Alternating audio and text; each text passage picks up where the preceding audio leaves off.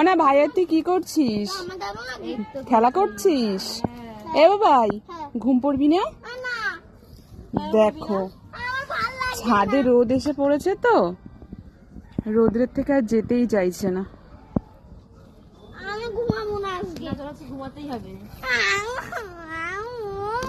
আচ্ছা ঠিক আছে ঠিক আছে।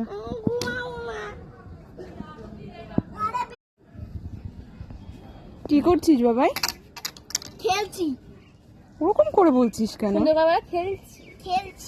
বাবা ওকে আবার শিখিয়ে দিতে হবে।